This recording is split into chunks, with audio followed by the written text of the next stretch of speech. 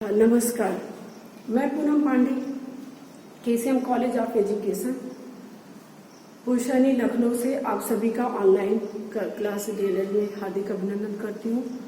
Fourth semester के बच्चों के लिए मैं आज आप लोगों को शांति शिक्षा के सतत प्रयास विकास के अंतर्गत शांति शिक्षा में के बारे में मैंने उद्देश्य के बारे में बात की थी और उसके अर्थ के बारे में बात किया था। अब आइए हम साधन के बारे में बात करते हैं। शांति शिक्षा प्रदान करने के जो हमारे क्या क्या साधन होते हैं। तो सर्वप्रथम आइए हम बात करते हैं कि विभिन्न शिक्षाविदों का मत है कि शांति शिक्षा एक स्वतंत्र विषय के रूप में नहीं पढ़ाया जाना चाहिए, बल्कि अन्य विषयों का पाठ्यक्रम ऐसे ढंग से पुनर्गठित किया जाना चाहिए कि शांति शिक्षा विद्यालय कार्यक्रम व पाठ्य सहगामी क्रियाओं का एक महत्वपूर्ण अंग बन जाए। विश्व शांति, शांति बंधुत्व आदि के विद्यार्थियों को जागरूक करने के लिए जनसंचार साधनों का उपयोग में लाना चाहिए। जनसंचार के साधनों की बात हम करें तो जैसे हम सबसे अच्छा इस समय का जो माध्यम है, टीवी है, मोबाइल है, रेडियो है, चलचित्र है, पत्रिकाएं हैं, समाचार पत्रिका हम प्रयोग करें। और जैसे कि आजकल सोशल मीडिया की बात किया जाए, आप लोग ये क्लास भी मोबाइल के अंतर्गत ऑनलाइन ही चल रहा है, तो इन सभी साधनों का प्रयोग करके हम शांति शिक्षा को हम जारी रख सकते हैं। तो ऐसे ही शांति शिक्षा के लिए जो आवश्यकता है उनके बारे में हम बात करेंगे। अब हम वर्तमान समय की बात लेते हैं। इस समय का जस्ट लेटेस्ट वर्तमान समय में व्यक्ति का जीवन अस्त व्यस्त हो गया है, इसलिए शांति शिक्षा का महत्व काफी बढ़ गया है। शांति है तो संपूर्ण जीवन आनंदमय में व्यतीत हो जाता है। संसार में तो कुछ व्यक्ति ऐसे हैं जो शांति की चाह में, शांति की तलाश में भटकते रहते हैं। शिक्षा समाज में जागृति लाने का सबसे सशक्त माध्यम है।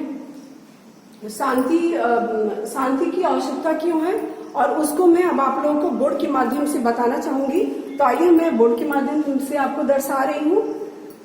शांति शिक्षा के लिए शिक्षा की वर्तमान आवश्यकता, इस समय की क्या आवश्यकता है।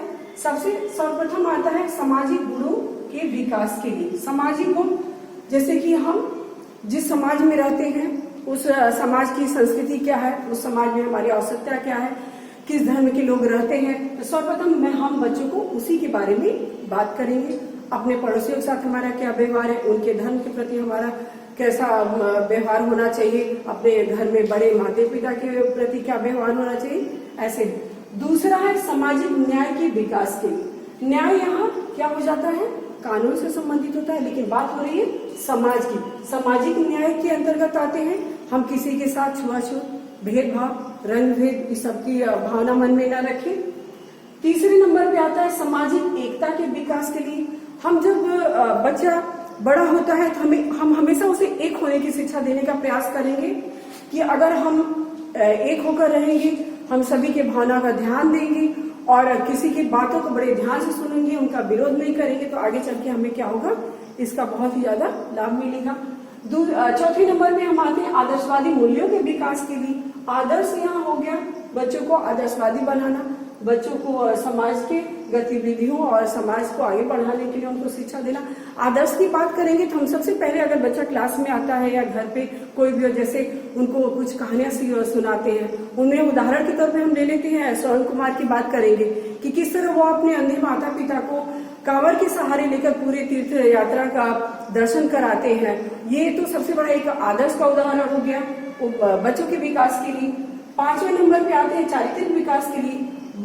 जो हमारे बालक हैं, हमारे बच्चे हैं, उनके चरित्र का विकास होना सबसे बड़ी बात होती है। अहम मुद्दा होता है ये कि बच्चे का चरित्र कैसा है।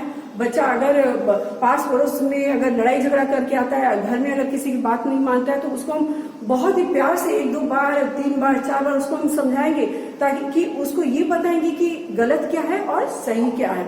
इस तरह हम उदाहरण देकर, इस तरह उसको कुछ बातें बताकर उसके चरित्र का निर्माण, चरित्र में घर में जो बड़े हैं, दादाजी की बात करेंगे कि देखो अपने दादाजी से कुछ सीखो।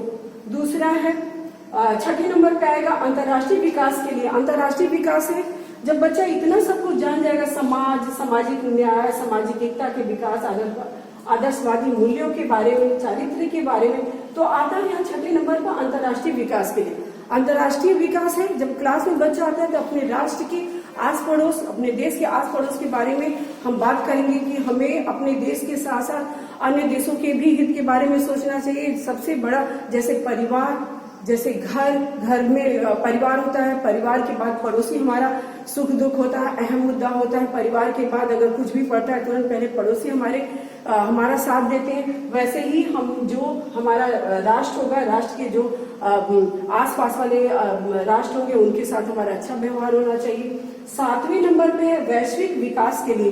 वैश्विक विकास के लिए सबसे बड़ी बात है कि हम छोटा सा उदाहरण अभी जल्दी ही ले रहे हैं। 21 जून को हम लोगों ने योगा दिवस मनाया। उसमें अपना ही देश नहीं बल्कि पूरा देश अंतर्राष्ट्रीय योगा दिवस था ये, और सारा देश बढ़ चढ़ के इसमें भाग लिया। तो ये हो गया वैश्विक विकास के लिए।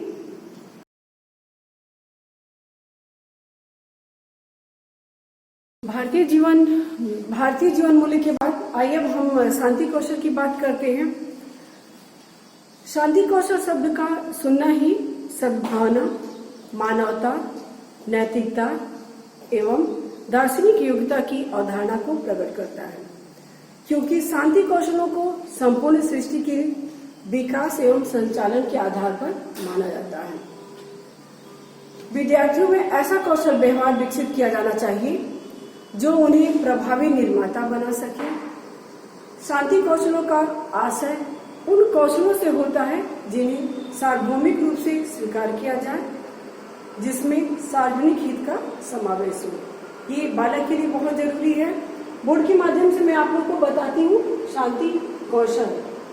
सर्वप्रथम इसमें आएगा व्यक्तिगत विकास। व्यक्तिगत विकास के अंतर्गत सहयोग, विद्यार्थी में सहयोग की भावना हो, आत्मानुशासन, खुद पे वो विजय करके अपने अंदर आत्म अनुशासन जागृत करें, उत्तरदायित्व, अपने उत्तरदायित्व को समझे, चाहे वो परिवार हो, पड़ोस हो या विद्यालय हो। सम्मान, किसी को सम्मान देना वह सीखे। दूसरा है चिंतन कौशल। चिंतन कौशल है सूचना प्रबंध। अगर कोई सूचना उसे प्राप्त होता है तो पहले वो साक्ष्यों के आधार पर उसे स्वीकार करें। दूसरा है चिंतन कौशल के अंतर्गत द्वंद्वात्मक चिंतन। द्वंद्वात्मक चिंतन का दूसरे के ज्ञान के आधार पर किसी भी बिंदु से तर्क एवं वितर्क का में सक्षम होना। तीसरा है रचनात्मक चिंतन। वह किसी भी कार्य की रचना अच्छी तरह से कर सके, चाहे वो क्लास हो चाहे वो परिवार हो, और अच्छी तरह से वो आलोचना कर सके। चौथा है संप्रेषण कौशल। सक्रिय श्रवणता या सुनना, सक्रिय होकर सुनना। हम किसी भी व्यक्ति की बातों को अगर सुनते हैं तो सक्रिय होकर सुने। दूसरा है मुख संप्रेषण। मुख का मतलब होता है चुपचाप किसी बातों पे विचार करना। चौथा है समझौता वार्ता। हम किसी वाद विवाद में अगर पार्ट लेते हैं या वहाँ पहुँचते हैं, वहाँ मौजूद होते हैं, किसी भी वार्ता को शांतिपूर्वक से निपटाने की कोशिश करते हैं। ये बातें हम अपने विद्यार्थी को उनमें जागृत करें और उनको अच्छी तरह से बताएं।